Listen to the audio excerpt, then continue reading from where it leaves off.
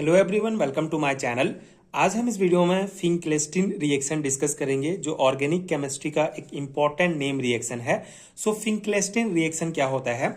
The Finkelstein reaction is a type of halogen exchange reaction in which alkyl halides are treated with sodium iodide NaI in a polar aprotic solvent like acetone और methanol resulting in the formation of alkyl iodides. ठीक है, तो बहुत simple सा एक name reaction है। इसको halogen exchange reaction कहा जाता है क्योंकि इस रिएक्शन में जो हेलोजन होते हैं वो सिंपली एक्सचेंज होते हैं।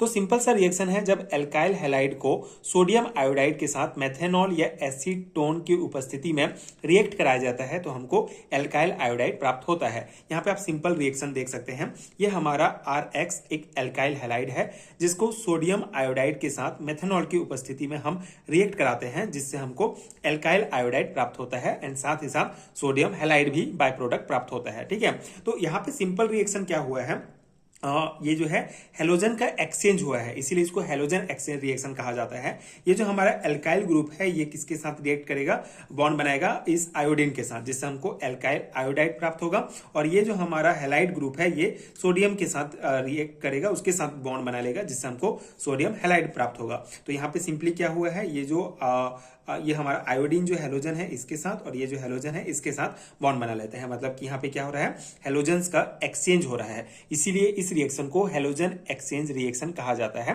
हेलोजन एक्सचेंज रिएक्शन का एक टाइप है। ठीक है, तो सिंपल सा रिएक्शन है फिंक्लेस्टीन रिएक्शन। एल्काइल हैलाइड को सोडियम आयोडाइड के साथ मेथेनॉल की उपस्थिति में रिएक्ट कराते हैं तो हमको एल्काइल आयोडाइड प्राप्त होता है। यहाँ पे एग्जांपल्स के द्वारा भी इसको आप यहाँ पे लिखेंगे, एग्जांपल के द्वारा आप समझ सकते हैं। यहाँ पे जब हम एल्काइल ग्रुप की जगह C2H5 कंपाउंड लेते हैं तो ये हमारा C2H5Cl इथाइल क्लोराइड है। इसको हम सोडियम आयोडाइड के साथ मेथेनॉल की उपस्थिति में रिएक्ट कराते हैं तो सिंपली हेलोजन्स का एक्सचेंज होगा। ये जो हमारा Cl हेलोजन है ये NaCl के साथ बॉन्ड बनाएगा और ये सोडियम क्लोराइड बन जाएगा। ठीक है, NaCl। और बाकी जो हमारा C2H5 है ये I के साथ बॉन्ड बनाएगा और ये C2H5I इथाइल आयोडाइड बना लेगा। ठीक है, तो ये सिंपल सा रिएक्शन हो गया हमारा, हेलोजन्स का एक्सचेंज हुआ और हमको जो है कंपाउंड्स प्राप्त हो गया।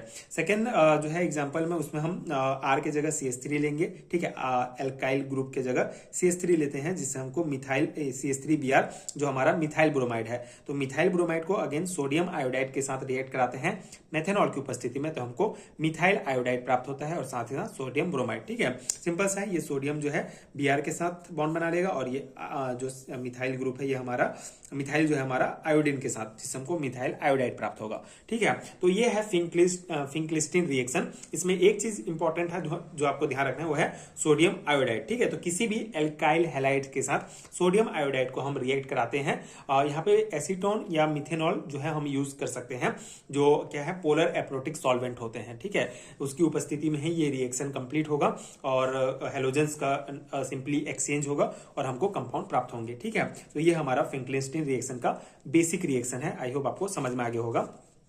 एक इंपॉर्टेंट पॉइंट आपको ध्यान रखना है, the reaction is reversible but using acetone helps drive the reaction forward since NaCl और NaBr is insoluble in acetone and प्रिसिपिटेट्स out. ठीक है, तो यहाँ पे क्या कहा गया है, ये जो रिएक्शन होते हैं ये ये जो है रिवर्सिबल होते हैं, लेकिन अगर हम मिथेनॉल की जगह एसीटोन यूज करते हैं तो ये जो है रिवर्सिबल नहीं होता है, क्योंकि ये जो एसीटोन है ये हमारा सोडियम ब्रोमाइड और सोडियम क्लोराइड ये सब में जो है इनसॉल्युबल है, जिसके कारण ये जो रिएक्शन है वो आगे ही बढ़ता है, फॉरवर्ड होता है, रिवर्सिबल नहीं हो पाता। ठीक है, तो ये एक सिंपल सा पॉइंट आपको ध्यान रखना है। तो ये है हमारा फिंक्लेस्टीन रिएक्शन। आई होप आपको समझ में आ गया होगा। ये एक इंपॉर्टेंट नेम रिएक्शन है आपके BSc MSc सेमेस्टर एग्जाम्स के लिए, साथ ही साथ 11th 12th के थ्योरी एग्जाम्स में के लिए भी बहुत इंपॉर्टेंट है। तो आप आपके सिलेबस में अगर ये टॉपिक है तो आप इसको प्रिपेयर कर सकते हैं। एज इट इज आप अपने एग्जाम में लिख सकते हैं, डेफिनेटली आपको अच्छा मार्क्स मिलेगा।